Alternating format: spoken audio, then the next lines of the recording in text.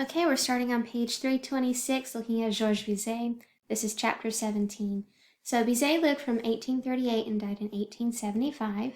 He is the composer of the opera Carmen. So this is a very famous opera. A lot of people cut their teeth on this opera, more or less.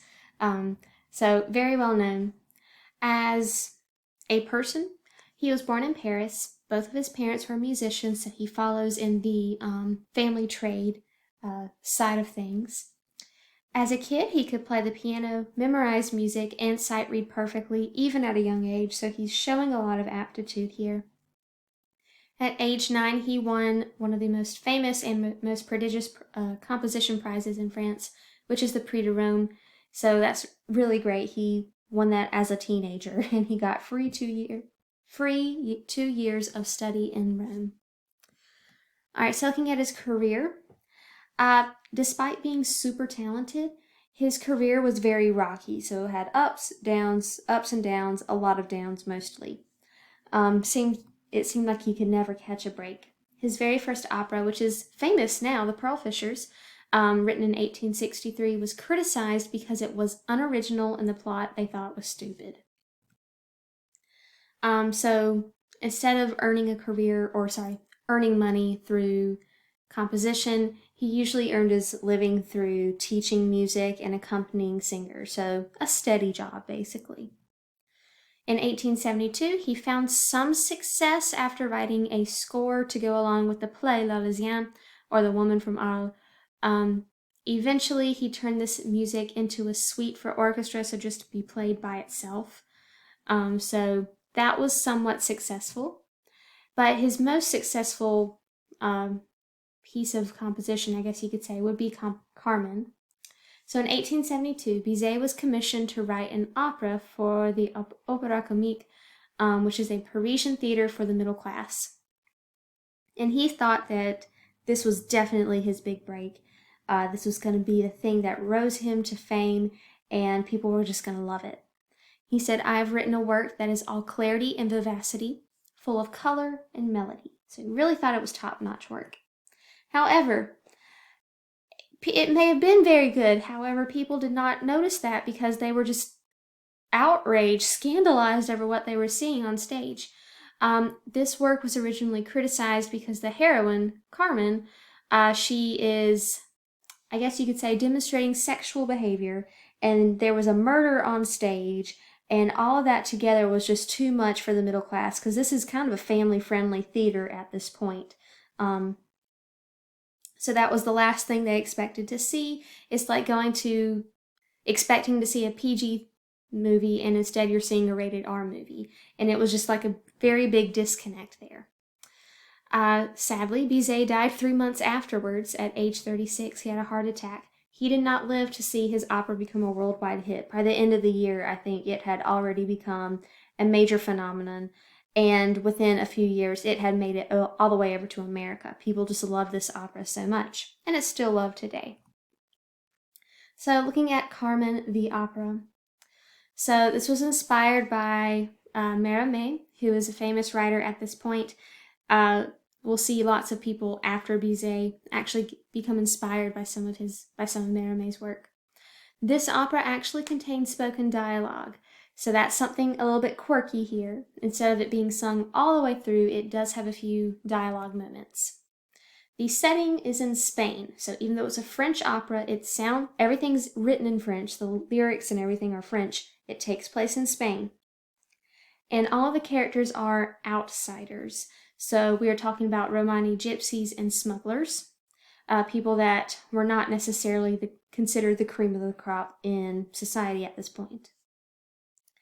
Carmen, she is the main character. She's very seductive and carefree. Nothing bothers her, really. She winds up flirting with and eventually dating this guy, Don José. Again, because it's French, you do pronounce the J. Don José is a soldier who helps Carmen escape from prison. And because he helps break her out of jail, he goes to jail. After he gets out, he goes AWOL. He leaves the army so that he can go stay with Carmen. However, Carmen doesn't care anything about him at that point. She finds another man, Escamillo, who is a bullfighter and infinitely more attractive, so she goes with him. So it's very sad. And poor Don Jose, he actually left his fiancée in Paris. They broke up so that he could go date Carmen, and Carmen wants nothing to do with him. And that leads to the murder issue at the very end of this opera. Don Jose winds up killing Carmen out of jealousy. But this is a very famous opera. A lot of this music winds up in even modern day entertainment today. So the first thing that we're going to listen to is the Habanera. This is from Act 1. And you have a listening guide of this on page 328. And it comes with translation, English translation. But this is Act 1. So this is right at the beginning of the whole thing. Carmen comes out of her job. She works at a cigarette factory. Everybody's on break, so they're all in this courtyard just hanging out. She starts asking all of her admirers all the admirers start asking her if she would ever love him. And she's like, maybe not. This is when she meets Don Jose and starts flirting with him. And while she's singing and kind of rejecting all of these would-be suitors, she warns that her love can be dangerous. So, foreshadowing. Okay. You have this video in the playlist, and it does come with English translation. Alright, the next is the Toreador song. This is also a very famous moment from the opera. This is basically the next page in your textbook. So this is where Escamilla the bullfighter comes in. He had just won the tournament, and so everybody's at this tavern. They're all drinking, they're celebrating because Escamilla just won, and Carmen's there too, and she's like, not bad. And the whole song, Escamilla is explaining what's happening in the bullfight. So it's a little graphic, especially if you're like, no, not the poor bull, he didn't do anything. But it definitely is a fun song. And again, some of you may recognize this. The video is in the playlist. It does not have English subtitles. I did find one with Spanish subtitles, but you have an English translation in your textbook on page 331. Okay, next, looking at Giuseppe Verdi. This is page 334 in your textbook, starting chapter 18. So Verdi, his name actually translates to like Joseph Green, so it sounds like this really cool name. It's Joe Green, so it's always kind of amusing.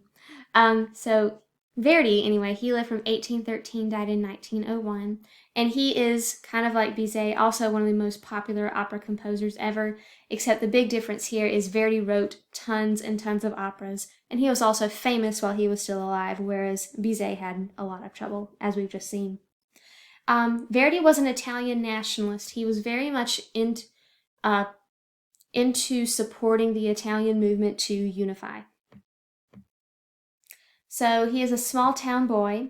He actually comes from a village that was outside of a smaller town called Busseto, which isn't too far from Milan, Italy. At age 10, he left his village to go study in Busseto, and for the next 9 years while he's studying there, he was working at a church as an organist, and this poor child actually walked to church barefoot, carried his shoes with him so that he wouldn't wear the bottoms out of his shoes. So very much concerned about making sure his ends would meet. But anyway, while he's in Busseto, he actually comes across a wealthy patron, so somebody who wants to support him. So this guy supports Verdi in education as well as other ways. And later, this patron sent Verdi to Milan to study music. So Milan is a huge city for music as well. At age 22, Verdi returns to Busseto as the municipal music director, and he actually marries that patron's daughter, and it's very sweet because they were kind of childhood sweethearts, and I'm like, oh, they're so sweet. His early career, his very first opera was Oberto, and this premiered at La Scala in Milan. La Scala is one of the biggest opera houses in the world. It's one of the big places. Like if you sing at La Scala, you have made it big in the industry. So that's really cool that he is premiering a work at La Scala, one of his first compositions. However, as he's riding this upward trajectory, tragedy hits. His he and his wife had 2 small children. They died as infants, and then his wife died of sickness as well. And he was so brokenhearted about this, his family just gone. He decided he was not going to compose again, and so we obviously know that that did not last. He did continue to compose, but he was definitely heartbroken, understandably so. However, again, his career does continue. So after a while, after he had time to grieve, he decided to start composing after he read a libretto, so an opera text that had already been written out and just waiting for someone to put music to it. So he read a libretto about the ancient Jews exiled from their homeland, coming from the Old Testament. This story comes from the Old Testament. And the Jews symbolized, in this rendition, would symbolize the Italians who wanted to unify their country. The opera that this became was Nabucco, or the story of Nebuchadnezzar and his reign over the Jewish people. So in this opera, a lot of people saw it as the Jews were representing what the Italians were going through. So it becomes a national symbol, more or less, and we see a political, not necessarily agenda, but a political influence through this music.